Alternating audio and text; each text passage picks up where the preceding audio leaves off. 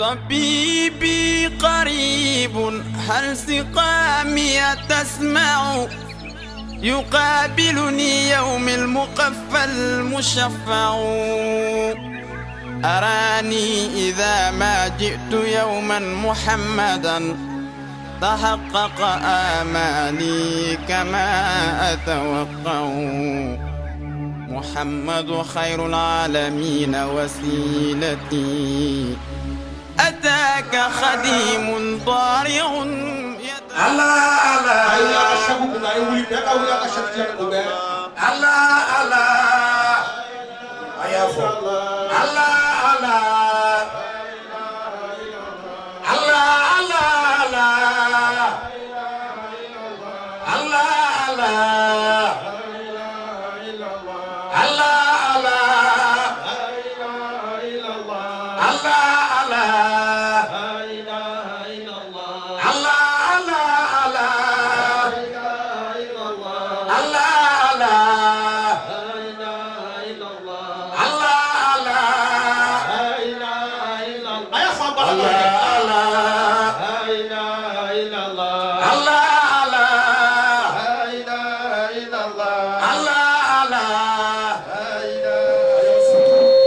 اللهم صل على سيدنا ومولانا محمد قرة أعيننا بذاته آمين وطب قلوبنا بنوره آمين وشيخ طريقتنا بمعرفته آمين وإمام محرابنا بمحبته آمين السيد الكامل الفاتح الخاتم الناصر الهادي وعلى آله حق قدره ومقداره العظيم آمين عدد القطر والمطر والنبات آمين صلاة تملأ الأزل والأبد آمين زمانا ومكانا مضروبة في كل عدد يا ربي بعدد ما في علمك يا واحد يا أحد آمين يا سيدي يا حبيبي يا شيخي يا معلمي يا سمي يا رسول الله صلى الله عليه وسلم قد ترى مكاني وتعرف حالي ولا يخفى عليك شيء من أمري آمين توصلت بك إلى ربك فاشفع لنا عند المولى العظيم آمين ونعم الرسول الطاهر يا ربي اللهم شفيه فينا بجاهه عندك آمين سبحان ربك الفاتحة رب العزة عما يصفون آمين وسلام على المرسلين والحمد الحمد لله رب العالمين. السلام عليكم ورحمة الله تعالى وبركاته. وعليكم السلام ورحمة الله تعالى وبركاته. جبتي يا ربي على كان شي سبتي آمين على كان همون نغيا آمين على كان وسا يا ربي على كان سترة آمين على كان لبلا آمين سالو سيغلان كسبة أنا نينا على في مالك سامرة يرانا إسكي جات وجابيلا أجابيلا نينا أنا نيون سبعين تو no أمي تويان أما نينا على في نعم سانشاما بي على في يا ربي على كدونش يا ربي سانا مي بارك دمني نعم على كرابي أنجلا صلى الله عليه وسلم كرابي أنجلا على كرابي أنجلا إسكي على كرابي ديمي مغوكورو مغومي بالينا مودون بونيونا no إسكي جولي مي بالا نعم ولبا مودونا سكتولا don nan kuka yan kuka ka ke chugomi nan amodun yan ka ke tini ne chen jabate ko kana jigila olu de ka so hey na ku yo dia ku bata Allah ko faso chien desani an ma shi ka kunangoya iskay ne chen o hinena na ka boka dama sirfu chawbe wallahi aidra sherif eli haidara ay dinga sirati inshallah ana balmo so na'am fatima haidara ani sirfu be iskay ani sirfu demu be bon no bawe haidara wallahi ami beka bunyeta ka di elima inshallah ko isra dano no ko anga kuma mo cheka na'am ami dofo ko sebe ko besira di ko bi ko srate anga kuma mo cheka ami taso ayi ko besira di jabate inshallah ko besira di ami sirfu cheko no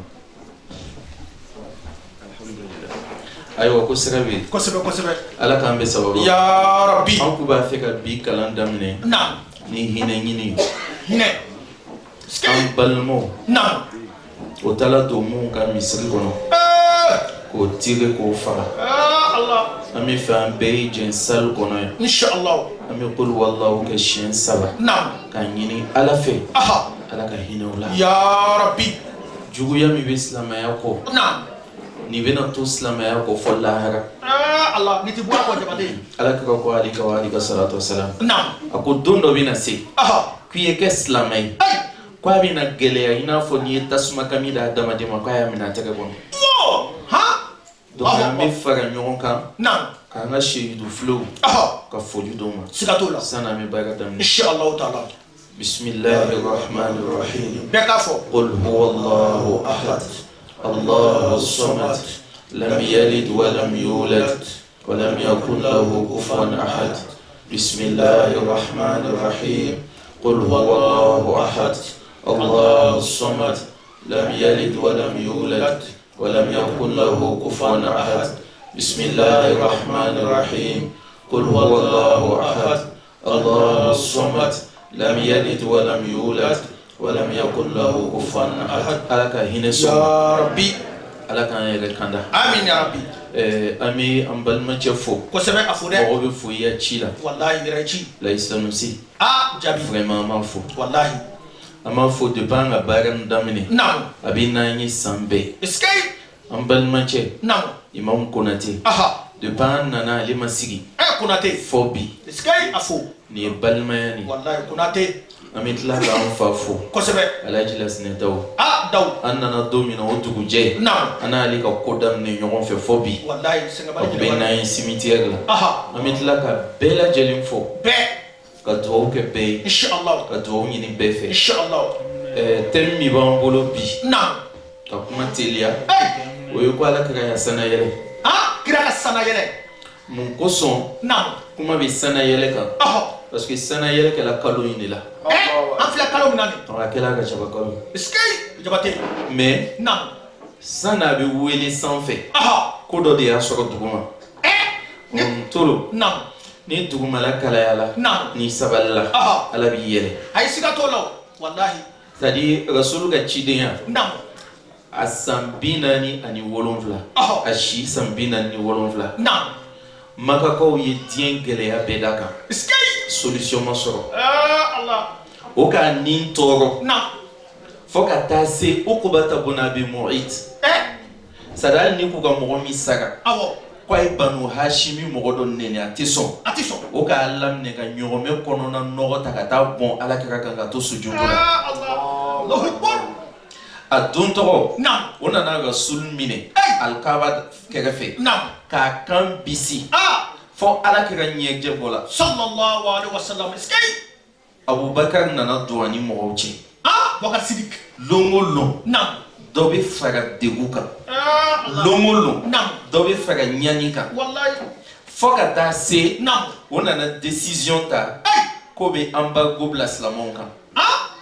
Naam.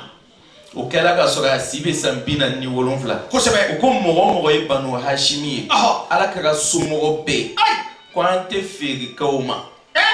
Ante sani kaufe. Ante dumini doma. Foi tano ni nyonche. Kureishi bebe nanka. Ka sebe.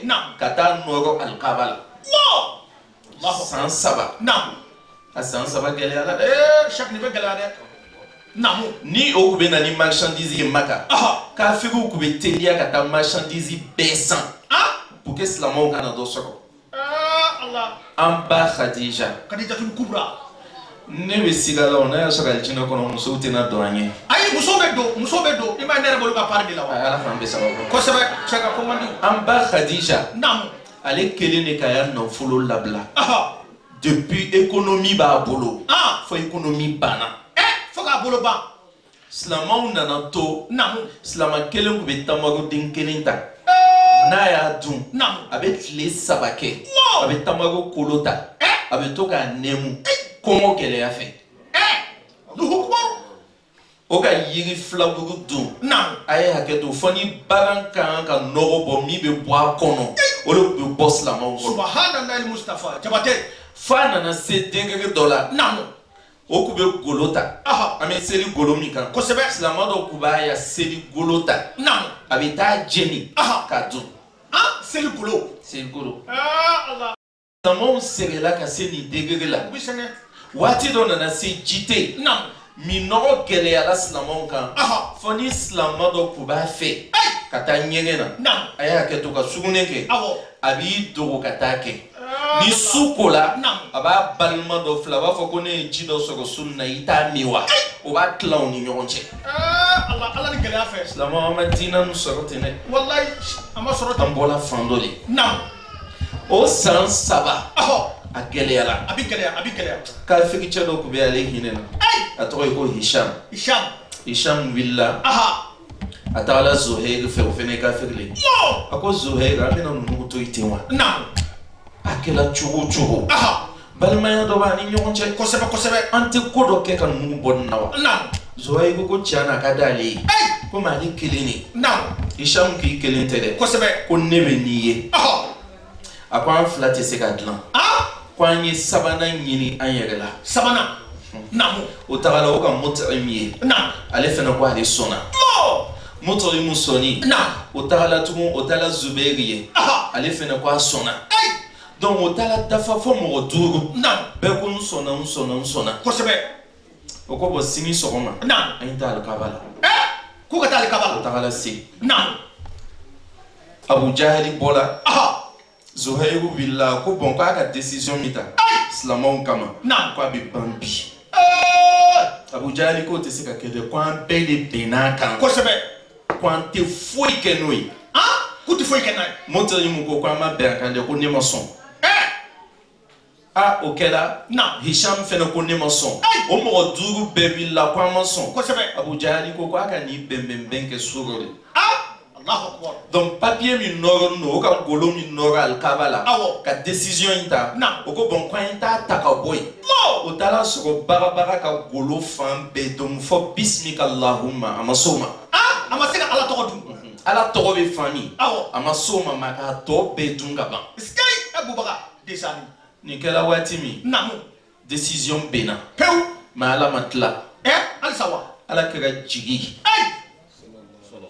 n'o ye Khadija ye tellement Ala kɛra kɛla Khadija fɛ a ma sɔn ka so jɔ Maka a nani ka bɔ Madina a nana Maka dayɛlɛ o ko a ma ko an bɛ so dɔ jɔ i ye a ko bal idribu li khimatan ala qabri Khadija ko a ye taa n y'a tantan jɔ Khadija kaburu kunna n bɛ si yen de wallahi a sila Khadija kaburu la ma sɔn ka so jɔ ka si a kɔnɔ ɲumandɔn kosɔn Khadija fatula o sanna Abu Talibi o min tun bɛ komi a jigi laban o fɛnɛ fatula ani sana yɛlɛn dakisu dɔ de b'a kɔnɔ an ka kuma laban na mɔgɔw bɛ na dakisu in faamu donc ninnu fila fatula f'a dala o sanna ko amul huzni ko Ala kɛra ya dusukasi san a nana ye solution tɛ yen jigiw bɛnna tɔɔrɔ bonyana Maka a bɔla Maka a taara Taifa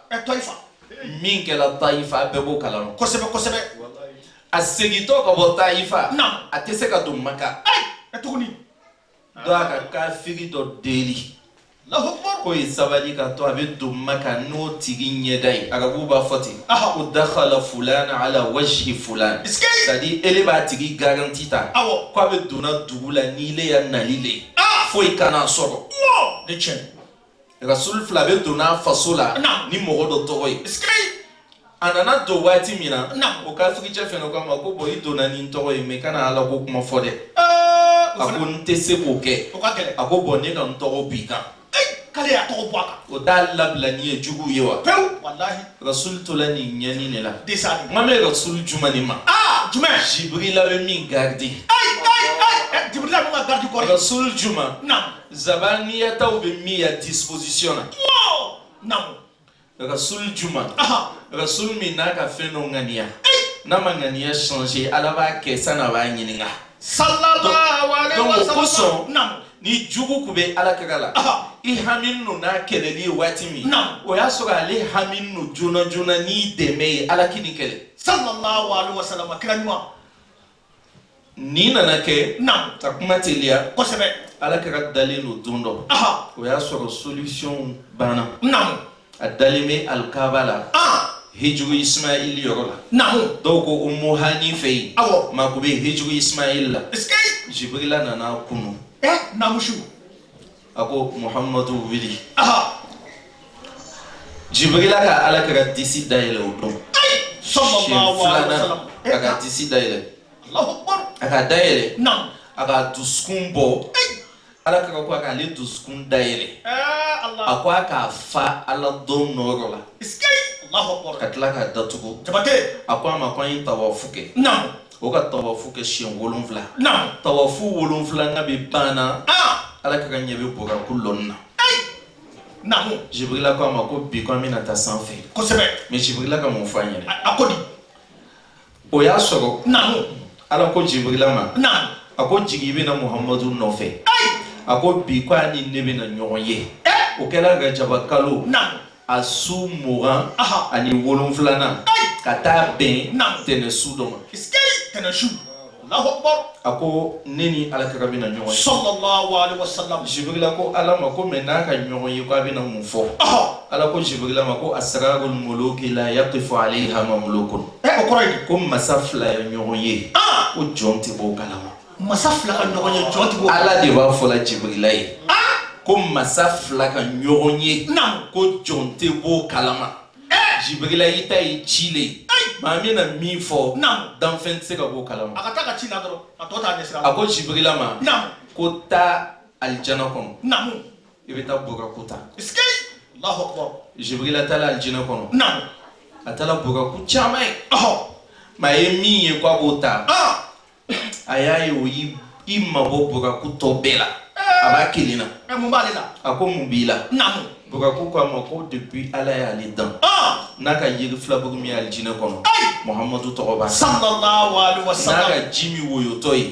a bɛ woyo ni Muhamadu tɔgɔ ye sallallahu alaihi wasallam ale t'a dɔn Muhamadu ye jɔn ye mais tant qu'ale ma Muhamadu dɔn a tɛ dumuni fɛ a tɛ ji fɛ a tɛ foyi fɛ qu'est-ce que fait grève de faim Allahu akbar Jibrila ko na mi ta Jibrila taala tugun Ridwana fɛ a b'a la ka ci la Ridwana o y'ale jinɛ gardien kosɛbɛ Jibrila tagal'o fɛ a ko ala ko n ye na f'i ɲɛna k'i ye tasa dɔ di yan alijinɛ kɔnɔ maa diyamalama ji dɔ bɛ yen a bɛ f'a ma ko salsabil k'i y'o ji k'a la ko n bɛ jigin n'a ye dugukolo kan ko Muhamadu bɛ taa seliji ta n'a ye sallallahu alaihi wasallam a bɛ nana jigin o y'a sɔrɔ mɛlɛkɛ 40 bɛ alijinɛ kɔnɔ jalamugu dɔ kun bɛ olu cɛ ma jalamugu in dalen n'o cɛ ma i n'a fɔ n'an bɛ wazifa kɛ an bɛ fini jɛ bila cogo min mais jalamugu in kun 4 a sɛbɛnlen no fankelen na Muhammadun Rasulullah a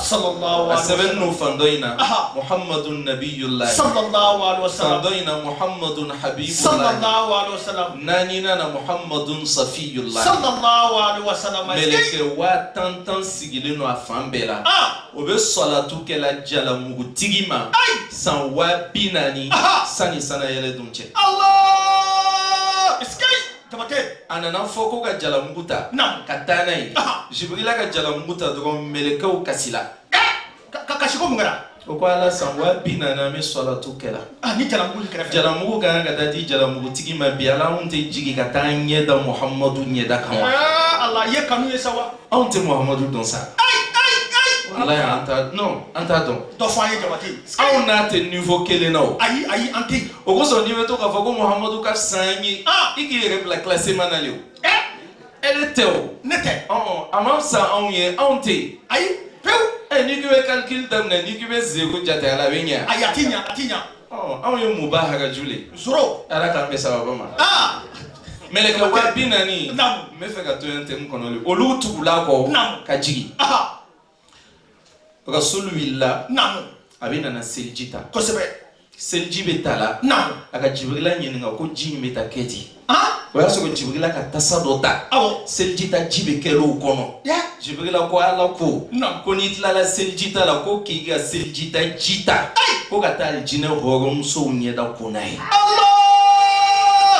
alijinɛ hɔrɔnmuso o ɲɛda ka nɔrɔ sɔrɔ ni Muhamadu ya seliji ta de sallallahu alaihi wasallam nin kɛla Rasul willa Jibrila ka discours kalan ko ya Muhammad anta muradul irada al kullu muradun li ajlika wa anta muradun li ajlika a ko alakira Muhammadu tu es l'objectif recherché alors tout a été créé pour ta face et toi tu as été créé pour la face divine fɛn bɛɛ mako b'i le la ala ka fɛn bɛɛ dan ka d'i ma ma k'i dan a kelen de ye ala ko kana f'i ɲɛnɛ bi ko a ye taa ko a bɛ ɲɔgɔn ye Jibrila ko Muhamadu ko Jibrila ma a ko ni n taala ni ne ni ala taala ɲɔgɔn ye mun bɛ na bɔ ɲɔgɔn ye la ani ala ka ɲɔgɔn ye la Jibrila ko ala ko a ye taa ɲɔgɔn ye ko liyaghfira laka Allahu ma taqaddama min zanbika wa ma ta'akhkhara ko ɲɔgɔn ye in kɔnɔ a bɛ fɔ fɛn min ma ko junumu k'a ta i la fɔ an fa Adama ka tila k'a ta i la fɔ lahara mɔgɔ mɔgɔ bɔli i la sanfɛ mun bɔli i la duguma k'ala yafala bɛɛ ma Allah atakbir a filanan a ko n'ala k'o kɛ ne a bɛna mun kɛ mantonw ye a hamina n'a ye dɛ Jibrila ko a ma ko bi wala sawfa yu'tika rabbuka fatarda ala bi n'i sɔn bi Muhamadu f'i b'a fɔ k'a ka ɲi ten fo ala kira ka fɔ k'a ka ɲi ala kira de wulila a ko a bɛ maga buraku la buraku k'i fosi ka bɔ ala kira kɔrɔ mun kun bɛ k'i ban ka dumuni kɛ a ma sɔn ye maga la Jibrila ko a ma ko a kɛla de a ko non ko tɛgɛ min bɛ nana maga ale la ko nin magala safa la o dun kun bɛ jate kafiriw fɛ komi jo ko donc k'o tɛ se ka maga ale la Jibrila ko a ma ko nin tɛgɛ in ka fisa ni tɛgɛ bɛɛ lajɛlen ye ko nin ka fisa ni tɛgɛ bɛɛ buraku ko kana fɔ dɛ ko an fa Adama yɛlɛla ne kan a ko nin ka fisa ni Adama ye a ko ko Seyina Musa yɛlɛla n kan a ko nin ka fisa ni Musa ye a ko Ibrahima yɛlɛla n kan a ko nin ka fisa ni Ibrahima ye a ko Isa yɛlɛla n kan a ko nin ka fisa ni Isa ye buraku k'ale bɛ mɔgɔ min dɔn n'o ka fisa ni nin bɛɛ ye k'o ye Muhamadu la ko Muhamadu de ye nin ye sallallahu alaihi wasallam sisan buraku kɛnɛyala a fari bɛ fɔni a ko ala kira ma ko sani bɛ yɛlɛmɛ layidu ɲini fɛ sabali ya aljinɛ donda n seri ye ala kira sɔnna a yɛlɛla buraku kan an bɛ taa joona ni buraku ka filɛli kɛ n'a ɲɛ danna fan min o de bɛ b'a sen paɲɛ kelen ma a ka vitesse teliya kosɛbɛ filɛli kɛ n'a ɲɛ danna fan min o de bɛ bɛn a sen paɲɛ kelen ma donc buraku wulila a ka filɛli kɛ a sen a ɲɛ danna fan min Jibrila a ko ala kira ma ale ka wali ka salatu wasalam a ko jigi an bɛ seli yan nin ye an balimaw nani ye ko bisimila an ka diinɛ ɲɛmɔgɔw le inshallah ala k'an bɛ sababa ma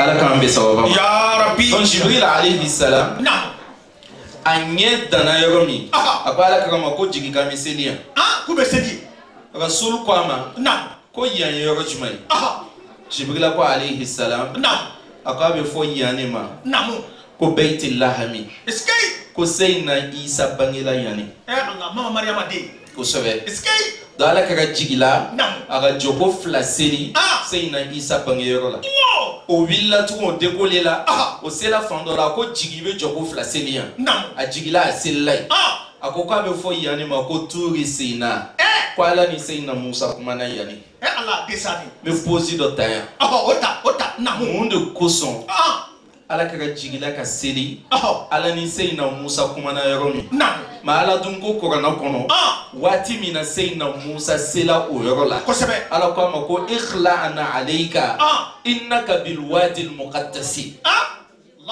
ko Musa ko samara bɔ i sen na k'i bɛ fan min na ko yan ka sanu fɔ ka taa dama tɛmɛ i tɛ se ka seli yan ni samara ye kabako jumɛn b'a kɔnɔ ala k'u t'a fɛ a ye fɔ ko histoire la ko Muhamadu selila yɔrɔ dɔ Seyina Musa n'a ya samara jɔla yɔrɔ min na ko ala ko a ma ko a ye samara bɔ parce que ala kɛra ya sana yɛlɛ la a ka jɔko fila seli Seyina Musa ka samara bɔ fo ka taa sama samara don a sen na tugun Nabila Musa n'o ko a y'a dɔn a b'a fɔ ala ko n k'a bɔ mama fɔ n k'a dun ba a senangolo to la ten o nana bɔ yen fo nana se Baitul Maqdisi la o sela Baitul Maqdisi la mɔgɔ taatɔ bɛnna ni musokɔrɔnin dɔ ye muso ni si kɔrɔbayala fo ka taa s'a dan na n'a bɛ taamana n'a ɲɛsinna ɲɔgɔn ma i b'a fɔ k'a tɛ s'i ma ka sɔrɔ a ma sa Jibrila ko ala kira ma a ko diɲɛ si tɔ hakɛ ye muso ni si le ni musokɔrɔba in si man faamuna Moi, je pense qu'elle doit être dans le coma actuellement. Asama soko coma là. Sanwa kele ni kono bola la tuka to wetu joli. Ala kan so akele mi man. Ami rabbi. Ta dona Baitul Maqdis kono. Nam. Kuto Baitul Maqdis là. Ala kaka ye Misri fala. Ça a été la raconte la plus importante de l'histoire de l'humanité. Agnon kuma de l'kake. Agnon maka kofe. Rasoul nyebe Misri fanina. Kosebe. Ako nunu ye jonye. Jonu. Je veux la quoi ma kon nabi nyuma wa kemi. Ani wa mwani nani. Ou le dafan beer. Chiden keme sabani tan sababa kono. Mais Rasoul ka yere ye. Misri koko yan fanfe. Ça d'abord ben kofe. Anana ina jola sofu labana. Olu be placer boyo fo. O takadam. I placer te en tanye fe. Na sele olu fe no fo tanye fe. Atola o la fata la se sofa folola. Namu. Asela sofa folola Johnny be sofa folola. Johnny. Sadi ala kaninke anga kuma damne ni mi toro ni tusuka simi ka soro olu flow be banala Seyna Ibrahima fle Seyna Musa fle Seyna Isa fle Seyna Idrissa fle anyebe nunu ne la safara Ibrahima ka mina terema ako salli bina imaman salli bina imaman passe devant. Dirige la prière. Tu es l'imam des prophètes et des messagers. Sallallahu alayhi wa sallam. Joko fla bana. Ala kumana ala kirafi. Ako was'al man arsalna min qablika min rusulina. Aja'alna min duni ar-rahmani alihatan yu'badun. Kon nabi nyuma pe fleni. O nyininga nala waga kubo bolomini netikele. رسولكو كو أستحيي أن أسألهم هذا السؤال فإني أشهد أن الكائنات كلها تشهد أنك أنت الله أبو والله نيجي لوني نغني نوم اليابين لا رسول الله سلا جبريل لكم أكو ويلي يبتا أنفع آدم فو Kota fo parce que Adam a dit un be fali. Willa tala Adam fo. Rasul go wili. Ebeta Seyna Ibrahima fo. Willa tala Seyna Ibrahima fo. Atlala Jibril kwa isigi. Koto peina ala kafo. Sallallahu alaihi wa sallam. Koto pekana fo. Peina na fo. Apola Baitul Maqdis kono. Me parenthèse do daele. Afola na. Kwa ala kaka sana yeleke. Siboli la. Pas skolote. Comme quoi ni ne ka sana yeleke. Ni ka aya nu famu. Iba donc momi na ka doni ke lonina. Otafo. Ayi etafo. Aya damne na ni muyi. Subhana. Subhana bi fo kabakulila. Kurana suran be kono. Kelima. Subhana kele. Ako. سبح لله ما في السماوات وما في الأرض ويفعل الماضي أكو يسبح لله ويمضاروي أكو سبح اسم ربك الأعلى ويفعل الأمر أكو سبحان الذي ويمصدروي كفابرة سبحان الذي أسرى بعبده كو جبريل نانا كنوس نغلا et il veut aussi rouler au bini kunus no rola ay akagele o ikele aflana rasul ta'ala Baitul Maqdis la mais ala koko asra bi abdihi ko ala le ka sana yele ke naya join nala ka subhana ta ka tla ka foko ali ala ye déplacer la nayi si ko kuma be fo itu ayi makala ala kan so akili ya rabbi donc o bola Jibril nana ni nonoi nono kene wa nono we flow tay de ani dlo anana flyera ala karara nono ni blo desani rasul kan nono ta akami Jibril no sotiala mais naka be nono bo adala Jibril va foko zidi ya Muhammad zid ami to naka ba bo adala rasul va fo zidi ya Muhammad Jibril va fo zid ami to kakami ayami ako Jibril ma ko la ajid lahu sabila ko siza ngoni place te to ako ni ku nono be mi abe kontum pe ku be dal jina kono Allah no to ten sa sisa Jibril alayhi salam. Namu. Ako ala kirama ko amina yele. Amita san fe juna. Namu. Ase mako be dugumalala. Angata de. A follow. Namu. Ako amina yele. Miraju jigila. Ajigna. Namu. Yele yele se. O kanga yele minka. Namu. Ona na yele. Escape. Tolo. Namu. Kuyate bismillah. Inshallah. Marhaban bik ahlan inshallah. Aman karamogo be fo muna na on soro bagala inshallah. Nala sona mina be présenter bagaba. Ni ala sona inshallah taala. O yele la. Namu. Ana ala karam Muhammadu Sallallahu alaihi wasallam. ni ya soro ala karam nyine na kafiru ya toroko. Anyine no ya tuzukasi ko. Abenyine. Amba Khadija ni Abu Talibi ya saya. O dimi banala. Ayele la. Desani. Atala si sangolo folo la. Atala soro sangolo folo dlanno. Mina salji. Glaci sangolo. Sangolo folo beteni. Allah. Aga koko. Escape. Mimbe gardien mimbe. Awo. Ale ko John. Nam. Oko Jibrila. Ako John be niye ni danna muna aka nyiningali ko John be niye muna parce que de bala ka sangolo dans o daima del ka yele afala ko na be yele domi fatina yele illa li Muhammadin sallallahu alaihi wasallam teme pa be na teme yene fe akana foko Muhammadu teme na fana ka yele sangolo la Ibrahima de la ka teme yoro mina Allah desani da ko gola nam da yele la nam otona Jabate. Atala soro Sayyidina Adama be. Adama. Sangolo folo la. Allahu Akbar. Maka Adama ye. Naam. Akwa Adama janya. Naam. Ko situna zira. Situna zira. Nongo. Ni. Awo. Onye biworo. Adama janya. Be Adama janya. Akwa ka anfa Adama ye. Naam. Kwa anfa Adama kwama. Ko marhaban bil ibn Salih. Wan nabiy Salih. Naam. Ako dinche nyuma. Nabi nyuma. Bismillah. Saha. Makwa ka anfa Adama ye. Naam. Naka kini yan fanfle. Naam. Abi yele. Naka numa yan fanfle. Naam. Abi kasi. Kakashi. Akwa Adama makwa keladi. Adama ko. Naam. Naka kini yan fanfle. Awo. Aba ya mantomu bena do aljina kona bo lugu ye. Desani we only. Naka numa yan fanfle. Amantomu bena do tasma kona bo lugu ye abi kasi. Subhanallah. Ankara mo fene na Sheikh Mufti. Marhaban bik. Ay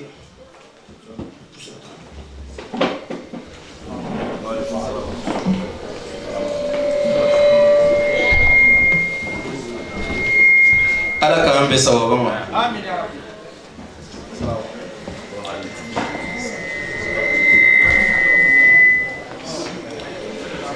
aywa min na baga be fo alsa inshallah ya ankara mo ya nga sheikhul wa balmon ko sebe ankara mo Sheikh Mufti sogodo anana faran kambaga la ya rabbi ala kana dem ya rabbi sisa na anana ya kini enfant aba aljina kono deunye anuma enfant be jahannama kono deunye ona na teme sangolo folo la na me fa e femi fam ko sebe ka bo dugukolo la na ka se sangolo la san keme duru tagama o tagama me ka sangolo kelen chechi na ka sa kene malala san keme duru tagama donc a bola folo la atala flanana atala soro sangolo flana dlanno min hadidin nege sangolo flana dlanno de la adunay ako fara'aytu ibnay al-khala Isa wa Yahya akuntala soro sangolo flanana sayna Isa ni sayna Yahya be o sigile no dlanka ko nyesi nyoma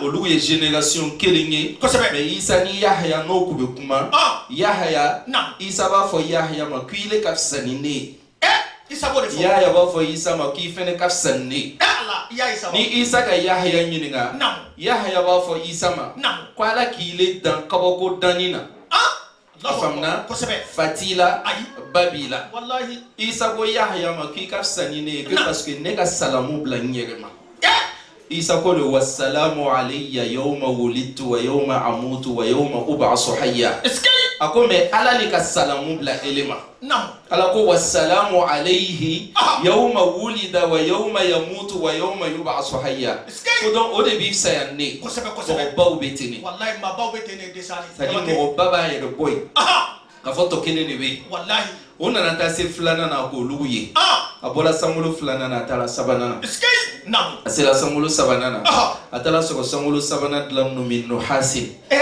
danye Danye sangolo. Danye. Adonai. Desani. Atala soro. Seyna Yusufu be. Nabila Yusuf. Asila idron. Desani. Amba Aisha. Mama Aisha. Riwaya mina na be sana yelo fa Aisha nyane. Amba Aisha ka nyene nga kitala Yusufu soro chogodi. Kan Yusufu soro. Ko oti ya shatrul jamali. Ako chenya afangele dien bega chenya o fangele ne dila Yusufu kelema ako nika nyeda e ko kal qamari laylat at-tamami kwa nyeda be ina fo kalo wati mina na betli tannan sula ako niko wa ala ra'sihi taju sakina ko hakili sigi gafaba kuna ni Yusufu ka bi lamaka kata fami ko meleke chama ba no fo bi subhanallahi ufa no fe amba Aisha matlala de ako a anta ajmal am Yusuf kakafo eleni Yusufu Johnny Chekai des ekira Yusuf fo de o fa rasul bina kuma ale de bina fo era ni Yusufu bole be shoka ako Yusufu namu sir mashallah ako uti ya Yusufu shatrul jamali wa ana utitul jamala kullahu ako alaka Yusufu son chenya tlankela ma alaka chenya beli dinema sallallahu dauma ako ma ursila rasul wa ma nubbi annabi illa wa huwa ahsanun nasi khalqan wa khuluqan wa sauta wa ana ahsanuhum khalqan wa khuluqan wa sauta ako alama nabi nyuma sichi fi beta soro a cheka ina ya wati mowe a jogo kan noye abi se kuma na noye ako mala ka danfen ni cheka ya be njogo kan ya be mi se kuma na be jabate skay ni kongo ka mo mine Yusufu ya wati Yusufu be bo abanye da yirawla kongo be bo la ni kongo ka mo mine la haralu ala ka li nyeda be kongo bo mo la sallallahu alaihi wasallam jabate sangolo sabana ani Yusufu tlala ayelela atala sangolo nanna atala soko sangolo nanna odlanno min fidda wagbe sangolo warje sangolo nanna biti desani adona atala soko seyna Idrissa be nabila Idrissa ani Idrissa ka nyoye atemena Idrissa fenena atala se sangolo duruna sangolo atala soko odlanno min zahabi sanu sangolo duruna biti wallahi atala seyna Musa sore Musa ani Musa ka nyoye ala ka ko goni ka briefing sababla Musa kun sanfe kwa kunzigi tobe wako nabila Musa tellement kunzigi ka cha subhanallahi Mustafa ko ka nyoye mala ka be tala ko ni nya suna Musa kan do be kafe o fakate mo bolo nabila Musa wa alqaitu alayka mahabbatan minni ni ka yedo be kafe shaytana ko ala jombe ko ka gwali fo sayna Musa ni nya dala ka ibakam o de Musa ko gwali ala jombe ko ka gwali me sayna Musa na ga ala jonya akoga di hali shaytana ala ka mu iba mi blala ita nyoye ko ala kala sallallahu alaihi wasallam iskay jabate Musa na ala ka ko abita sayna Musa kasila akashila rasul ka maka kelati akui chila mbe ko fe mala bina femi ki yebi ama nyon ke danfen ako mebe tala nyon yemina ala yi masami ni selai abina fendo dima ala dunya ho we baga le we bara ide ala ka ho na ala ka kado ki do ba fo le ko seli fo ka suba ole ale ya kado ante so la wala ako mena ka fendima usabali saluhu takhfifa fa kwa idobwala ni montu masako rasul kwa kame rasul tala atala si sangolo durna worna be worna na wa ne jotala worna aga sayna Musa yi sangolo durna aga sayna Haruna yi kosebe o durna dlana sanuna worna aga sayna Musa yi o sangolo worna dlana min al jawhari diamant sangolo worna biti desani jama anana boy atala sangolo wolonflana na kosebe akwaga choko bado yi chorobado adon chugu ni ala kaga ga don chugu bonno sallallahu alaihi wasallam ali shigei rasuli shifien Allah desani ago choko bay kwa sigile no ka ko den sodola Baitul Ma'mur ka limne ka la disika kwali ka hine falin sogo choko bay disila cɛkɔrɔba in ko a ma ko marhaban bin nabiyyi salih wal ibni salih a ko den ɲuman nabi ɲuman i bisimila cɛkɔrɔba in de ye Seydina Ibrahima ye a ko sankolo 7 dilan no min na noori ko nɔɔrɔ sankolo le Seydina Ibrahima ko a ma a ko akri ummataka minni salam a ko ala kira ale le kan ko ɲininka Ibrahima le kan ɲininkali kɛ kosɛbɛ a ko i mantonw bɛ yen wa n'i segila f'i mantonw ɲɛna ko ne b'o fo la k'a b'u fo la wa qul lahum anna aljannata turbatun tayyiba ko a f'o ɲɛna ko alijinɛ ka di kojugu ko alijinɛ ko mɛ n bɛ se k'o ladi ni min ye alijinɛ sɛnɛ n'i bɛ fɛ ka sɛnɛ kɛ alijinɛ kɔnɔ i y'a jardin ye bonya ko a sɛnɛ ye subhanallahi walhamdulillah wala ilaha illallah allahu akbar Ibrahima k'a fɔ ka dan ye ala ka ko Ibrahima ko wala hawla wala quwwata illa billahi kanzun min kunuzil janna o ye jumɛn Ibrahima ko subhanallahi walhamdulillahi wala ilaha illallah wa allahu akbar ko ni ko siyɛn kelen fɔ o bɛ tamaro dɔ turu ye alijinɛ kɔnɔ o fɔla waati min na ala ka ko Ibrahima ma ale fɛnɛ bɛ dɔ kalama a la Ibrahima ma b'o kalama o y'a sɔrɔ rasul bɛ taa la mais Ibrahima bɛ yen rasul ko a ma ko la hawla wala quwwata illa billahi k'o ye trésor le ye alijinɛ kɔnɔ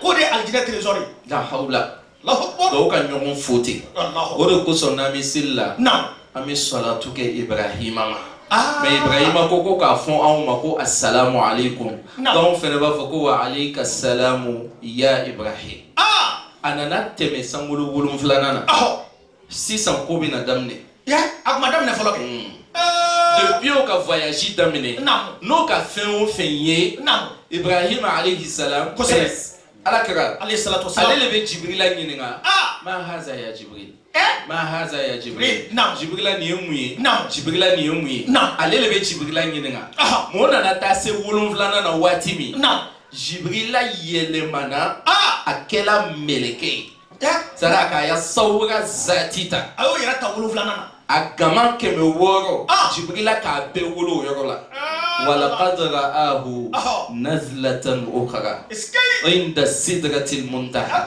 صدق جبريل الصورة لا سيسون من أتا سدرة المنتهى على كرو كاي يرفلو بكو بوني سامن كلوي أكو ما يرسم بوني أكو لا يسير راكب تحت ظل 100 عام ako ni kiya moteur bila sarale la san kɛmɛ k'i bɛ boli a yirisun duguma k'i tɛ bɔ a kɔrɔ Allahu Akbar u nana se o bɛ avancer la ka taa o bɛ taa la mais Jibril alayhi salam Muhammadu ɲɛ b'a la Jibrila kun bɛ ɲɛfɛ voyage daminɛ mais sisan Jibrila bɛ kɔfɛ sisan bilala kɔfɛ mais o sela yen rasul le ka kɛnɛ ni Seydina Jibrila ye sisan so dugulen ɲinɛ de yo Jibrila tɛ o bɛ taa a nana ye Jibrila bɛ sumaya la rasul ko ale ka kɔfilɛ ka Seydina Jibrila filɛ a ko wa idha Jibril kal hasir al bali ko Jibrila kɛla i b'a fɔ n'i ka bin dɛbɛ n'a fɔsɔla a bɛ tiɲɛna waati min ko Jibrila furasela k'a kɛ ten saka a bɛ bɔla a cogo la ale nana ye Jibrila tɛ se la ka bouger tugun rasul ki kofle Jibrila la ko afi misli hadha al makan yatruku al khalil khalilahu ikodi namo on a commencé le voyage ensemble mais c'est à cet endroit que tu vas m'abandonner c'est pas ibn ambla yani wa Jibrila ko ala kama ko de pas aller be ale be c'est la niveau mina ale madel ka se en folon ma somin no ko fendo be kelala ako wallahi ni ngan sin wili shin kelen dogon ka boya la taraktu min nuri jalali ako ala ya noro bi nan jini kan ban sisan Allah ako ala ne dan yayi ne ta Allahu Akbar ka dan yayi rasul taala sallallahu alaihi wasallam ayoro jana de ni jana de mais rasul taala fami fo ka ta se niveau mina ma ko be kuma do la ko fe do meta jona amma ko be niveau min avec ce niveau mina o janya be tugu ina fo ka bo tugu kolo la ka se sangolo 7 Allah atala sei watimi kuma kan do bola rasul ɲɛfɛ kuma kan do rasul ko ko kalamu be sɛbɛli kɛ walaga kan fami ko ale ka mankan mɛn سميت صغير القلم على اللوح الله سيسان نعم مين ينيغا أو كان ينيغا ما دايل درون كاتو أهو أفولا كما على يه نعم شنده أو يا فوتي لو بكمان دوني كسبت دوني كما على يه نعم ولو كمان ناني دوني أو mun ko aga alaye o kuma na ni doni sikatala meneta yini ngali kelele aho namu mun ko ma alaye awo oluko alate ye fo aljana kono rasul ya sana yelela aho aduna aljana kono wa amadu aduna kono aya visiter namu ana aduna kono aho na be ye ni seka kai aya yew donc sisa namu ala ko ala karama alika wa alika salatu wassalam sallallahu alaihi wasallam ako zugni namu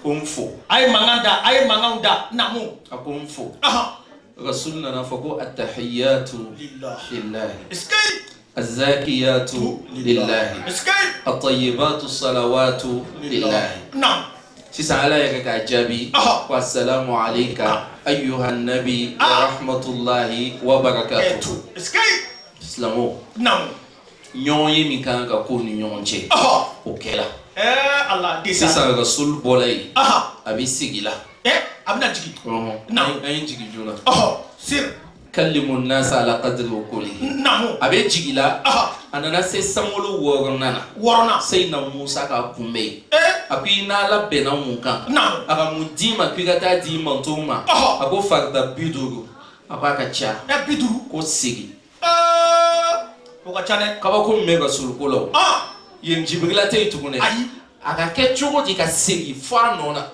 aka ke to di shek asegila nam biduru nam ala ka duru bwala binanduru ya ka to binanduru nam asegila noy anana se musa ka la segi nam ala ka duru bwala tumo tuguni wa toro ala ba don ka bi laban fakda duru mo awara ka chaw se ka binandi duru bwala shenkelo akumse wallahi akumse ma ala te fe rasuli yere na David Doni Bola. Na tagala buka isegi kana. Na na be Doni Bola tu. Na tala buka isegi kana. Fa toto la fakda duru. Nam, atoy duru. Anana say na Musa kwa isega ko wallahi ntawo ta. Ala bin son. Nam, fomi maloya. Wallahi lerina. Ne ga tefeka segi tu. Akon son fom maloya la. Ala tonye jigini duru yi. Mata Doni bo fana sa. Sisa. Nam. Ajigila.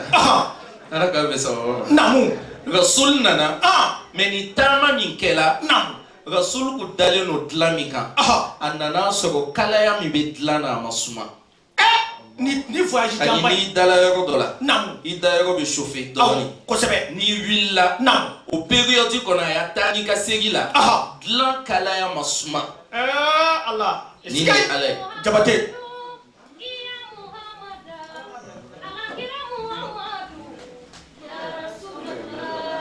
Ya Muhammadu, ya Muhammada, ala kira Muhammadu, ya Rasulullah. Ya Muhammadu, ya Muhammada, ala kira Muhammadu, ya Rasulullah. Ya Muhammadu, ya Muhammadu, Amada Amadu, ya Amadu, ya Rasulullah.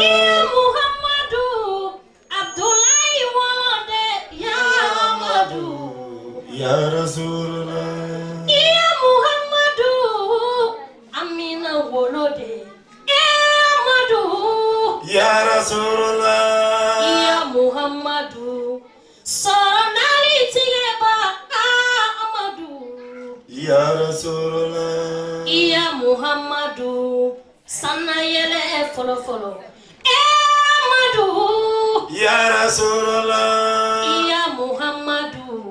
Shekubau Semeiri, Ya Amadu, Ya Rasulullah, Ya Muhammadu, Ya Muhammad, Alakira Muhammadu, Ya Rasulullah, Ya Muhammadu, Ya Muhammad, Alakira Muhammadu, Ya Rasulullah. Alakando awakumana. Amina ya Rabbi. Tenezuna. Itene. Gajaba kalula. Akili ni kafajiri si. Allahu Akbar. Maka silfa na silini jamai. Donc farda folo mi sella dugukolo kan namu o ye fajiri awɔ mais farda folo mi sella ni jama ye o ye seli fana ye. Allahu akbar. sisan Nam. sɔgɔma sɔgɔma Ɔ. Abu Jahali le kun bɛ yaala nam n bɛ selanya kulasali ma sisan Ɔhɔ. Abu Jahali kun bɛ yaala nam n'a nana ala kɛra ye a b'a fɔ ko ko dɔ ma f'i ɲɛna kunu wa e a b'o kɛ ka mun kɛ ala quoi han ni dɔ a nana ala kɛra sigilen sɔrɔ alikaba la nam a ko foyi ma f'i ɲɛna kunu wa ɔ i y'a fɛn ninnu majigiya nam Rasul ko tiɲɛna ko dɔ fɔla ɲɛna kunu a ko mun fɔli ɲɛna ko n tagala Baitul Maqdisi la ka segin ka na Allahu akbar. a ko i taara Baitul Maqdisi la ka na Jérusalem ko ɔhɔn namu Abu Jahali ko ala kɛra ma ko sabali est-ce que ni n taara mɔgɔw wele ka na namu i ka min fɔ an fila ni ɲɔgɔn cɛ i bɛ se ka kan dɛ namu a ko ale tagala aha Abu Jahali teliyala ka taa Seydina Abubakar nɔfɛ namu a ko Abubakar k'i terikɛ bɛ min fɔ la bi ko n'i ka nin mɛn kosɛbɛ bi kɔni bɛ bɔ a kɔ no ko a ko di aha ko a ko k'ale taara Baitul Maqdisi la so dɔ ka na hali n'a fɔla ko Muhamadu ma yala cogo cogo namu Baitul Maqdisi di Maka namu ko a ko a taala yen kunu ka na kosɛbɛ Seydina Abubakar ko k'i k'a mɛn a ka f'i ɲɛna wa ɔhɔ a ko a yɛrɛ de ka fɔ ɲɛna ala a ko wallahi namu لو قال لي أنه عرج به إلى السماء لصدقته ako ni n tagala ni Muhamadu ko ma ko yɛlɛla n'ale ye sankolo la kosɛbɛ mi da la est-ce que o y'a sɔrɔ a m'o fɔ Abubakar Sidik o nana taa se Seydina Abubakar ko ala kɛra ma o namu a ko i taara Baitul Maqdisi la ka na wa ko ɔhɔn a ko Muhamadu wallahi hali ni k'i taara sankolo la ne Abubakar bɛ da la k'a bɛ da la a ko n taara sankolo la Allah cɛw tɛ ɲɔgɔn cɛ o Abu Jahali wulila a jahilu fa a ko namu Muhamadu ma a ko di a ko an ye sankolo kuma nin bɔ yen ko ko bɔ yen a ko mɛ Baitul Maqdisi kɔni an m'o dɔn Baitul Maqdisi bɛ cogo di ko bi cogo di Rasul donna su a bɔra su wallahi su fɛ a ka gɛlɛn nin kɛla namu Jibrila k'a gama yɛlɛ a namu su Rasul ɲɛ bɛ ekara n'a kɔnɔ Baitul Maqdisi bɛ cogo min a commencera ka ɲɛfɔ Abu Jahali ko mɛ i tɛ se ka taa ni ni mɔgɔ dɔw ma bɛn wajibini dɔw bɛ bɛn a ko tiɲɛna ko ale taatɔ ko ale ni Kurɛshi voyagekɛla dɔw bɛnna ko maa k'o ye Tanɛim ko a ka ca la o bɛ don sini sɔgɔma tile bɔtɔ k'o yɛrɛ y'a ji k'ale ka dɔɔni min a la ko y'a minɛn dɔw yɛrɛ k'u tununa k'ale k'a yɔrɔ f'o ye période kɔnɔ Abu Jahali k'o ka nɔgɔ o sigila a ko dɔw ma k'a ye sigi k'a ɲɛ bɛn tile bɔyɔrɔ ma alu ye sigi k'a ɲɛ bɛn Baitul Maqdisi ma e kana bɔ ninnu ɲɛ o kana don fɛnɛ tile kɔfɛ jama tɔ kelen b'a fɔ la ko tile bɛ bɔ la jama dɔ in b'a fɔ la ko natɔ filɛ hali bi Abu Jahali ma lafiya a t'olu ɲininka o ko Abu Jahali ma ko tiɲɛna ko an y'a minɛ tununa yɔrɔ dɔ ko an ka kan dɔ kɔni ma k'a jira an na ko a bɔra Muhamadu kan fɛ ko maa an y'a ji ko an nana ta yɛrɛ ko an m'a min an ka Muhamadu kasa sɔrɔ a kɔ nin bɛɛ la a ma sɔn kuma faamuna donc sana yɛlɛ laɲini juma b'a la laɲini saba ka da an ka thème ni yɛrɛ ta o de kosɔn a laɲini fɔlɔ sana yɛlɛ kɛla amul husni de kɔfɛ kuma faamuna Rasul ye ni bonyɛba sɔrɔ a kɛla a y'a sɛgɛn belebele de kɔfɛ aw ka ye silamɛw ye maaw t'a fɛ ka tɔɔrɔ aw t'a fɛ deguyaw sɔrɔ a t'a fɛ baasi ye s'aw ma Ala dun k'ale tɛ hɛrɛ k'i ye f'a b'a kɛ degun de kɔfɛ o de ye sana yɛlɛ message fɔlɔ ye an ka sigi fucɛ nana bismillah alaikum salam bismillah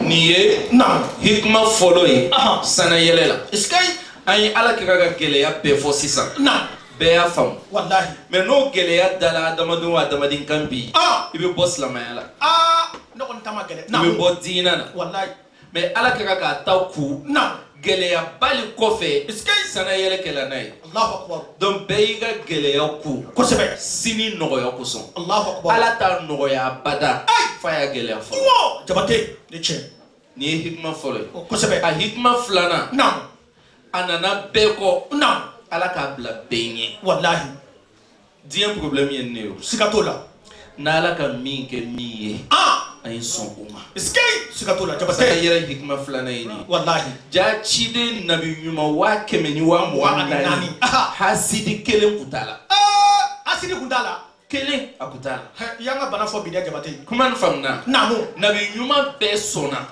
k'a cila olu bɛɛ kɔ naam mais o bɛɛ sɔnna k'a ye k'o bɛɛ ye alimami ye k'a ka k'u ka alimami o sɔnn'o ma Allahu c'est que hasidi de kun t'a la wallahi u kun t'a la donc maktaba filanan naam hikma filanan min n'an kan k'a faamu sana yɛlɛ la naam wallahu yahtassu bi rahmatihi man yasha o ye jumɛn ye ala ka hinɛ naam mɔgɔ min k'a diya kosɛbɛ a b'a d'o de ma wallahi ne m'a fɔ min k'i le diya dɛ ayi min k'a la diya a b'a k'o le ilahi ale le ye tilanikɛla ye i m'a ye ko fa musa lezi naam rabbahu fir'aunu mursalun wa musa lezi rabbahu jibrilu kafirun ni cɛ n'ala ka tilani ko tɛ wallahi jibrila ka musa min lamɔ n'a ko b'a bolo don a da a bɛ nɔnɔ sama la ala k'o kɛ sanbiriw ye fir'auna ka min lamɔ ala k'o kɛ ciden i ye ala yasiyaw tɛ wa hasidiya ka go ala ye o y'an ka bana ye bi dɛ naamu hasidi ka go ala ye asidi mais hasidi yɛrɛ man go ala ye fo waati min na n'a ka hasidiya activé i b'a ye tubabu ye asidi tɔgɔ da la o kelen tɛ dɛ naamu hasidi bɛ yen mais n'a ka activé waati min na wallahi c'est en ce moment qu'il devient dangereux o ko sɔrɔ ala ko wa min sharri hasidin a ma dan o ma ko iza hasada o kuma Allahu akbar kuma faamuna a faamuna jabate donc n'ala ka min di min ma an ka jɛ n'o ye an ye diɲɛ n'a ye o de ka gɛlɛn n'ala min kɛ min ye don min na ala kɔnɔ wallahi n'a ka kan k'a k'i ye a b'a kɛ ne tiɲɛ ni k'i to ɲɔgɔn faga a pilasi kosɔn ala tɛ kelen bɔ a ya latigɛ la ka fara i ta kan i danna ni min ye i b'a sɔrɔ ka dan in de mɔgɔ ta tɛ di mɔgɔ ma ayi jamais o y'a filanan ye hikma sabanan min bɛ sana yɛlɛ la sabanan silamɛw naam kuma ko ba bɛ nin de la faransi yan i mago b'o de la sana yɛlɛ yɛrɛ kuma fɔla nin de kosɔn wa fɔ an bɛ faransi kɔnɔ yan a fɔ an k'a mɛn sunkalo a jigila yan ne sunkalo nana ala ka sɔrɔ dugu ma sunkalo heji nana f'a ye dugu ma zaka nana d'a ma dugu ma naamu silamɛya baara bɛɛ nana f'a ye yan kosɛbɛ seli t'a la d'a ma sanfɛ n y'a to ala ma dɛ faransikaw a bɛ seli négligé dɛ seli fara ɲɔgɔn kan kan n'a adamaden sala naamu ɲininkali fɔlɔ min bɛ k'i la o de ye seli o fɔlɔ-fɔlɔ de ɲininkali bɛ kɛ awwalu ma yuhasabu bihi al-abdu yawma al-qiyamah as-salat ni seli dossier ɲɛna i kisila naamu mais ni seli dossier ma ɲɛ i ya baara tɔ si tɛ filɛ i bɛ taa tasuma kɔnɔ jabatɛ ye caman fara ɲɔgɔn kan dɛ ala ka occasion di i ma seli ye mun de ye naamu c'est de te permettre d'avoir l'audience avec l'aide suprême 5 fois par jour seli c'est-à-dire n'i bɛ dugu in na sisan naamu n'a fɔra i ɲɛna ko dugu masacɛ ko naamu k'a ye ɲɔgɔn ye siɲɛ 5 tile kɔnɔ mais i kana rendez-vous manqué ne t'o manqué dɛ i bɛ fɔlɔ-fɔlɔ ka fɛn min kɛ i bɛ baara min na kosɛbɛ i bɛ t'i ka démission de rendu wallahi parce que nin de ka di i la n'i ka baara ye kosɛbɛ kosɛbɛ a bɛ bolila diɲɛ min kɔ diɲɛ bɛ ɲɛnabɔ seli de kɔnɔ ala nin fɔ dɛ n bɛ segin a kan a fɔ a bɛ bolila diɲɛ min kɔ naamu min bɛ diɲɛ di o de ye ala ye naamu a diyɔrɔ o de ye seli seli Allahu akbar n'a nana question tɔgɔ bɛ taa ka segin wallahi moi j'ai pas le temps de faire mes prières ni ne wulila tuma dɔ an tɛ se ka seli wagati sɔrɔ kosɛbɛ mais mɔgɔ si t'a f'i ɲɛna ko chef ni ne wulila tuma dɔ ni min ya patron ya baara la a y'a hakɛ to dɔ kuma fɔ cogo awɔ ayi a fɔ ni kɔnɔboli cunna n kan n tɛ se k'ale sɔrɔ ayi ne bɛ taa n bɛ t'o kɛ dɛ naamu i bɛ baara la i bɛ taa ale kɛ ko siga t'o la dɛ desali ni ɲɛgɛnɛ bɛ na a y'a hakɛ to n bɛ taa ɲɛgɛn na kosɛbɛ ni kɔngɔ b'i la i bɛ dumuni i b'o dun dɛ naamu miniti 5 wallahi c'est-à-dire lahara i bɛna ɲininka min na ala n bɛ to ka nin calcul bɔ a ye waati bɛɛ a fɔ dɛ a c'est-à-dire fɔ 25 minutes par jour i danna fɛn min kama o y'o de wallahi an dɛsɛla dɛ an dɛsɛla dɛ desali mɔgɔ o mɔgɔ n'i ka seli négligé n'i k'a fɛn négligé saba b'a la naamu n m'o f'i ye ka n kuma sonsoro fɛn a saba fɔlɔ ye min ye naamu من ترك الصلاة نعم لقي الله وهو عليه غضبان. صلى الله عليه وسلم. Que celui qui néglige la prière نعم rencontre Allah pendant qu'Allah est en colère contre lui. C'est-à-dire, il veut se lahara kasora la dimin no ikoro. Ni esel toi. Ni esel négligé. C'est-à-dire, il veut se lahara kasora la tafe qui yé. A flana. نعم Moromo. نعم Ni ka sel négligé. aha Il y a sikara be galère. Il y a kaburu sigi be galère. Allahu akbar. Il y a lahara ala te foi toi. Il y a kola. Ça da nyete teme foi kan ba be fese ya nyana ma yakono. Seli. O ya flana.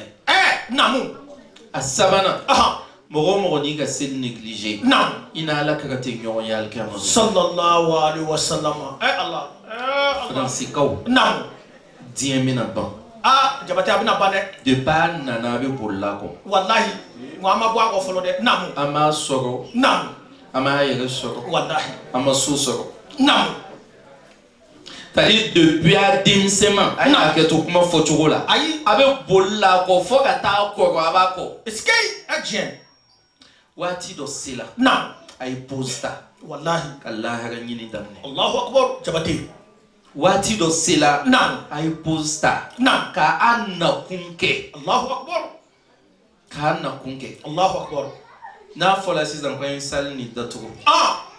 Ko mo sika na bo. namu Fo mo mesel fardana sunna lo. ne be minɛ jabate Abe gele ade. ayi ngone folo be minɛ Antun dana ori kama. wallahi Donc ni kuma sabai. namu On me fait un mi fo. namu Israu hikmana. kosɛbɛ Sege. namu Ayaku alakama. aha Nala ka min ke min ye. namu Aye son oma. an y'o faamu Aye silta. inshallah taala jabate Abe duwawu ɲini mina. namu Abe barika ɲini mina. namu Abe boliboli mina. namu Abe kamana gan mina. namu A bɛɛ solution bɛ seli le kɔnɔ. seli kelen kelen Wallahi. Allahu akbar Ele y'o décision ta bi. namu I b'i ya seli kɛ ka sabati. ni ala sɔnna K'a ɲɛ ka dafa. kosɛbɛ N'i tilala i b'i ya subhanallah alhamdulillah Allahu akbar. Sababu kɛ. namu Ka kalimatu shahada kɛ ka dafa. aha K'i ya tan ta k'i tɛgɛ wuli. namu K'i hamina ko yira ala la. Siɲɛ 5 tile kɔnɔ. I ya vie fila bɛna kɛ cogo min na o kɔfɛ. eskay jabate Ala k'an bɛn sababa ma. amin Ala k'an sutara. ya rabbi Ala ka san caman yira an na. amin Dédicace bɛ programme na. inshallah Karamɔgɔw caman bɛ yan. ni ala sɔnna A bɛɛ bɛna foli dɔw kɛ. ni ala sɔnna Waati kunkurunin kɔnɔ. ni ala Ka sɔnna sɔrɔ an bɛna duwawuba kɛ aha bɛɛ lajɛlen. namu An bɛ fɛ ka jama bɛɛ fo. inshallah taala An bɛ fɛ ka jama bɛɛ fo. ni ala sɔnna Khasatan. namu An bɛ fɛ ka Faransi karamɔgɔw fo. u sɛbɛkɔrɔ fo dɛ N bɛ nin fɔ namu kuma n'a kɔrɔ de bɛ ɲɔgɔn na. kosɛbɛ kosɛbɛ N'i ka mɛn k'i nana. namu Silamɛw motive la k'i ni lamɛn. namu Sababu dɔ de b'a la. sababu ala ni jabate Dɔw le ka baara kɛ namu ka terrain dilan namu sani i le bɛ na. namu N'i nana sɔrɔ ala ko man di mɔgɔ si ye dugu la. ayi Mɔgɔ si mako tɛ ala la yan. namu I bɛna na wajuli kɛ jɔnw fɛ. namu Donc mun bɛ si n'a ye namu n'o bɛ tile n'a ye. kosɛbɛ A b'o wele so. A inshallah b'o wele tile. namu O b'a ya gɛlɛya n'a ya nɔgɔya bɛɛ kalama. kosɛbɛ San kalo 12 kɔnɔ. namu An bɛ foli dɔw le ma. inshallah Yarabi ala k'an n'aw dɛmɛ. amin ya rabbi Ala k'an n'aw fanga se. ni ala sɔnna Ala ka barika don kow la. amin Association caman bɛ yan. namu Bolofaraw caman bɛ yan. namu N'ala sɔnna ma n'an k'an ka duwawu finali kɛ. ni ala sɔnna An bɛna bɛɛ tɔgɔ fɔ. kosɛbɛ Ka bɛɛ foli kɛ. kosɛbɛ An bɛ muɲu. jabate An b'a waati kɔnɔ. inshallah N kun bɛ fɛ fɛnɛ khasatan. namu An ya mɔgɔba dɔw fɛnɛ b'an cɛma yan. kosɛbɛ O nana fara an kan k'a yira ko silamɛya ye balimaya le. wallahi ani keleya Hali ni tagabolow ma kɛ kelen ye. namu Tuma dɔ ŋaniyaw ye kelen ye. wallahi o O ye ma tiɲɛ kabako ye yan. kabako jumɛn Abu Hanifa namu ale kalanna namu Jafar le bolo. Imam Maliki ale kalanna Abu Hanifa bolo. Ahmad bin Hanbal ale kalanna Imam Shafi'i bolo. Imam Shafi'i o ye Imam Maliki ya kalanden ye. Ninnu bɛɛ ko ya mazhabu bɔw. alibamba nani O bɛɛ ko ya mazhabu bɔw. Dɔ ye kalanden ye.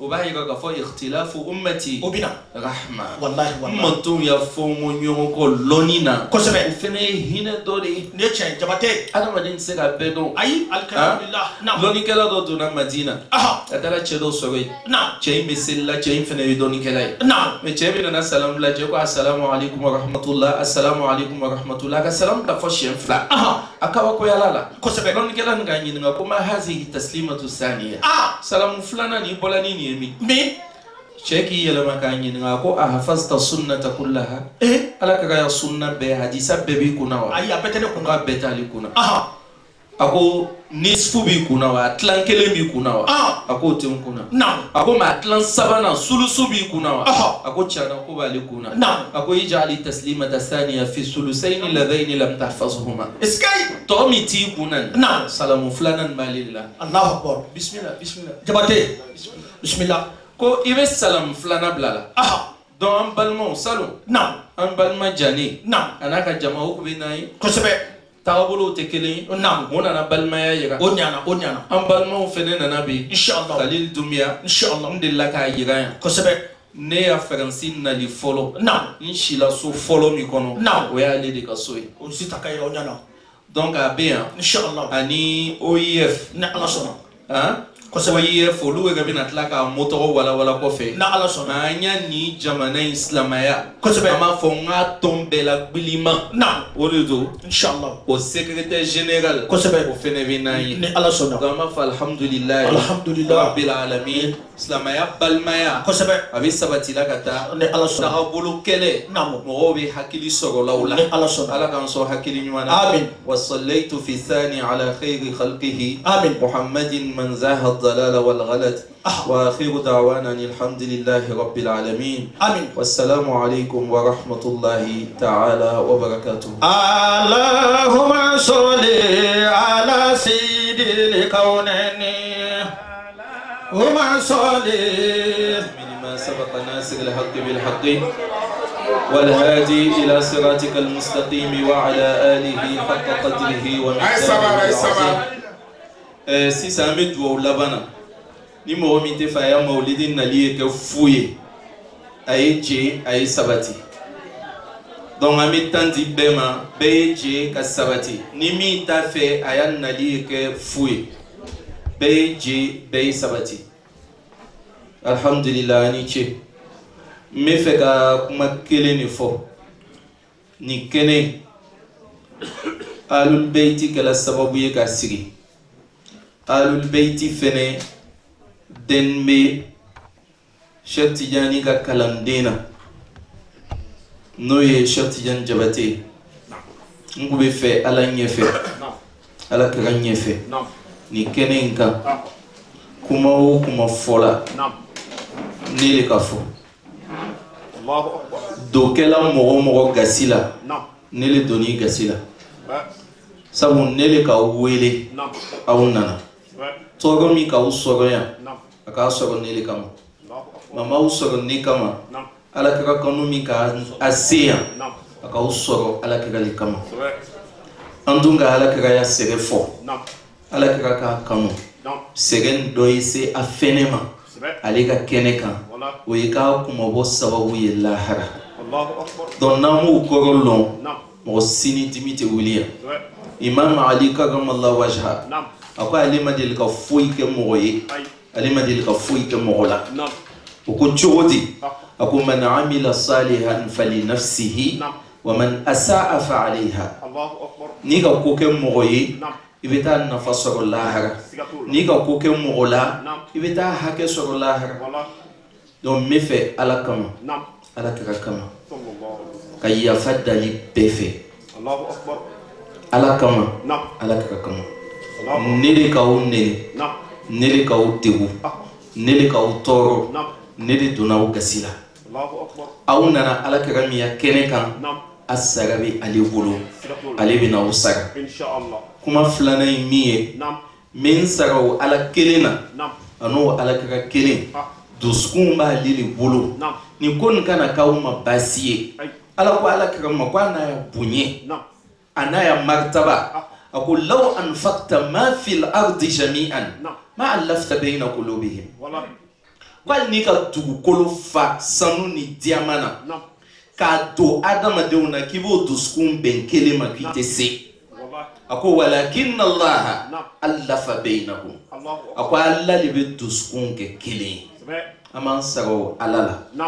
An dusukun Ala k'a kɛ kelen ye. An bɛ yafa ɲini bɛɛ fɛ. An bɛ segin ka yafa ɲini bɛɛ fɛ. An bɛ tila ka segin ka yafa ɲini bɛɛ fɛ. Ala kosɔn Ala kɛra kosɔn. A fɔla ko Sheikh Jabate bɛ kɛ sababu ye ka karamɔgɔ bɛɛ ka fɔ kɛnɛ kelen kan. O kɔrɔ ye dɔ tɛ na ni Sheikh y'a weleli tɛ. Ni min nana ale sɔrɔ a ka sɔrɔ Sheikh le kama. An b'o yafa ɲini bɛɛ fɛ. An bɛ tila ka jama bɛɛ fɔ. An bɛ jama bɛɛ barika la. Ɲinan ta kɛla. Ala ka san wɛrɛ ta yira an na hɛrɛ la. Ya Rabbi Ala ka san wɛrɛ ta yira an na hɛrɛ la. I t'a dɔn ko an bɛ ɲɔgɔn fɛ. Fo ni ko dɔ ka mɔgɔ kelen sɔrɔ sisan. An bɛɛ bɛ ɲinan ta kɔ. An b'an ɲɛsin o tigi ma. Problème t'an ni ɲɔgɔn cɛ. Wallahi foyi tɛ yen. Ala k'an bɛ sababa ma. Mais n bɛ communauté malienne fo. N bɛ foli daminɛ o ma. Ne ye malien ye. Allahu Akbar. A kana digi ivoirien na. Ne ye malien ye. N bɛ foli d'o ma kosɛbɛ.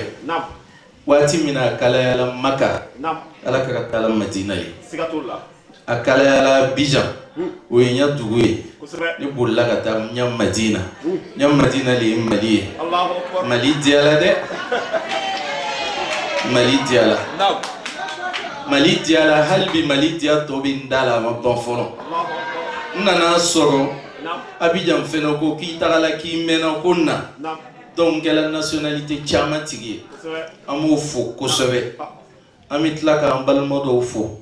An balima dɔw bɔra Montpellier ka na kalan kama. Dɔw bɔra Allemagne ka na kalan kama. An balima dɔw fɛnɛ bɛ yen Ala kama tɔn mɔgɔw n'o ɲɛmɔgɔ y'an karamɔgɔ Khalil Doumbia ye. An b'a ka mɔgɔw fo fɛnɛ caman bɛ kɛnɛ kan yan. Ansardine an bɛ foli d'o ma. O n'o ya président taara foli kɛ fo so kɔnɔ. An ka voyage bɛɛ a bɛ ten. Zawiya sɔnta o y'an yɛrɛ ka zawiya ye. Sabu o y'an fa ka zawiya ye. An bɛ foli d'o ma kosɛbɛ. Ivry Zawiya n'o ye Nioro waliyu champion ka zawiya ye. Waliyu tɔw bɛ fɛrɛ minɛ danga min na ale de ni vitesse bɛ tɛmɛ yen. Cheikh Ahmad Rahimahullah. An bɛ foli d'a ka zawiya mɔgɔw ma. Espoir d'Abobo. An yɛrɛ kɔrɔmuso Aja Dusu. An b'o fɔ. Arafat. An balimamuso. Aja Fatula Gazela mana ya mɔgɔw bɛɛ fɔ. An bamuso k'a yɛrɛ ta présenter ka ban mama présenter tugun. Zamzam. An bɛ foli d'o bɛɛ ma. Asmith. An b'o fɔ. An balimacɛ n'an kanubaga. Sheikh Sanusi. A kɔnna bɛɛ ɲɛ yan. Kalan bɛɛ la a bɛna sɔrɔ mɔgɔ tɛ salle la. A bɛ sigi mɔgɔw bɛna sɔrɔ a bɛ kalan daminɛ. Vraiment mais Sanusi fo kɔrɔ caman b'a la. M'a fo. M'a barika la. Ko dɔ bɛ yen n'a don sera i b'a fɔ.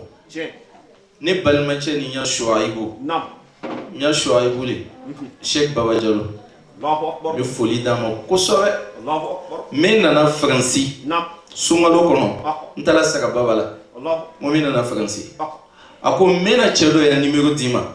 N'i donna Faransi dɔrɔn a wele. Ala Lɛki Sanusi le y'a numéro di. N donna n k'a wele. Lɛki Sanusi natɔ ani n kɔrɔcɛ nana ɲɔgɔn fɛ. N'o ye Khadimu Rasuli ye. Enza Bamba. O nana ɲɔgɔn fɛ. N k'a ye n ko ni fɛnɛ bɛ yan wa n ko n kɔrɔcɛ filɛ nin ye. An ya balimaya taga la ten. Ni Lɛki Sanusi b'o balimaya la fɔ bi. N bɛ foli d'a ma. Aja an fa. Lasine Daw an b'a fo a tilara kuma bɛɛ la ale de ka kan ka micro ta ka mɔgɔw fo parce que a den de ka baara kɛ an bɛ foli d'a ma Ahlul Beiti an b'aw fo a ka valeur don a y'a Sheikhu la ni compétition ne a k'a bila 5 premiers cɛ ma ani Cɛ ani Baraji Maou Junior an b'aw fo les Tiemoui an b'aw fo groupe Mina an b'aw fo groupe Al Hakim an bɛ aw fo un karamogoche Cheikh Savani ami foli dama Cheikh Koyate ami foli dama ami foli di Cheikh Konatima ka foli di alakara modima ana alakara joli ami foli dama am balmanche ani ne yɛrɛ guno fɔ ɲɔgɔn ne n'ale bɛ to kuma na fo 3h 4h du matin Cheikh Mufti Sogodo bɛ foli d'a ma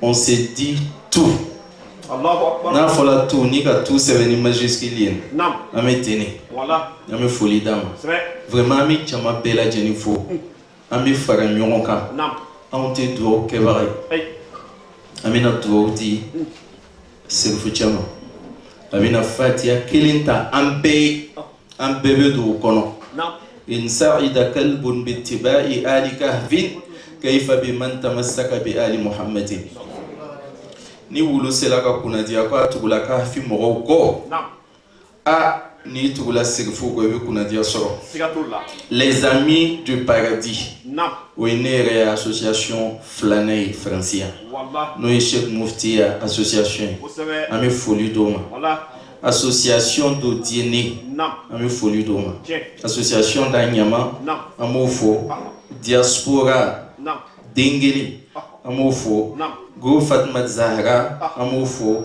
Jamiatou Rahman an b'o fo Konatela TV an bɛ foli d'o ma an bɛ dugawu kɛ télévision ye o bɛ munumunu na n'an ye depuis an nana fɔ bi n'o ye an balimacɛ ye Cheikh Konate ya télé vraiment an bɛ foli d'o ma Touré ni Bintu Sora an b'o bɛɛ fo kosɛbɛ sani Serifu cɛ bɛ dugawu kɛ est-ce que min kɛla min na yan an sɔnna yafali ma est-ce que an yafala Ala kama ne ma mɛn dɛ est-ce que an yafala Ala kama est-ce qu'an yafala Ala kama an yafala Ala kama ani ce ani baraji mina dugawu di Serifu cɛ ma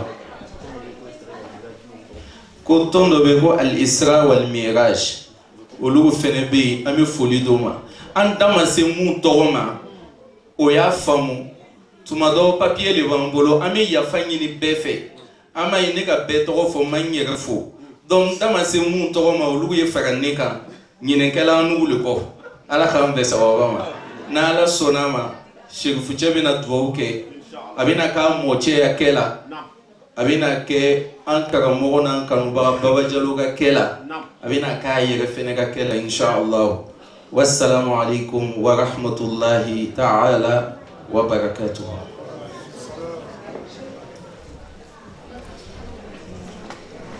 اللهم إني أتوجه إليك بنبيك النبي رحمة وأهل بيته آمين الذين اخترتهم على علم العالمين آمين اللهم لين لنا صعوبتها وحزنتها واكفينا شرها فإنك أنت الكافي المعافي اللهم يا من أظهر الجميل واستر الكبيها ولم يأخذ بالجليلة ولم يحتك الستر يا عظيم العفو يا حسن التجاوز يا واسع المغفرة يا باسط اليدين برحمتي يا سامع كل نجوى يا منتهى كل شكوى يا كريم الصفح يا كريم الصفح يا كريم الصفح يا عظيم المن يا مقيل العصرات يا مبتدئا بنعم قبل استقاقها يا ربي ويا سيدي ويا مولاي ويا غاية رغبة نسألك أن تصلي وتسلم على سيدنا محمد الفاتح لما أغليك والخاتم لما سبق ناصر الحق بالحق والهادي إلى صراطك المستقيم وعلى آله حق قدره ومقداره العظيم وأن لا تشوي خلقتنا ببلاء الدنيا ولا بعذاب النار اللهم احسن عاقبتنا في الأمور كلها وأجرنا من خزي الدنيا ومن عذاب الآخرة ربنا آتنا في الدنيا حسنة وفي الآخرة حسنة وقنا عذاب النار وادخلنا الجنة مع الأبرار يا عزيز يا غفار يا ستار يا رب العالمين وصل الله على سيدنا محمد الفاتح لما أغلق والخاتم لما سبق ناصر الحق بالحق والهادي إلى صراطك المستقيم وعلى آله حق قدره ومقداره العظيم وجمع لله لا يتشاكس آمين رب العالمين آمين. Allah doa طبيبي قريب هل سقامي تسمع يقابلني يوم المقفى المشفع أراني إذا ما جئت يوما محمدا تحقق آمالي كما أتوقع محمد خير العالمين وسيلتي أتاك خديم ضارع يتشفع لا إله إلا الله لا إله إلا الله لا إله إلا الله محمد رسول الله لا إله إلا الله محمد رسول الله لا إله إلا الله محمد رسول الله أتيت بسنوي ثم أهلي وإلدتي ذراعا وحول الهاشمي نتجمع وخلفي جموع ينتمون لحزبكم يعمهم التشفيع أجمع أكتع أيا نفس أدركت الأماني فهذه مرابع خير الناس والنور يسطع فألقت عصاها واستقرت بها النوى ونلت المنى ما بال عينك تدمع لا إله إلا الله لا إله إلا الله لا إله إلا الله محمد رسول الله لا إله إلا الله محمد رسول الله لا إله إلا الله محمد رسول الله وما بال هذا الشوق والشمل جامع وذا الحبل موصول فما الوصل يمنع فلو صوروني في الحقيقة لم يروا سوى شخص محبوب به نتمتع فباعث إبراهيم للشوق واحد فلست أثنيه ولم أك أجمع وهو المصطفى خير الخلائق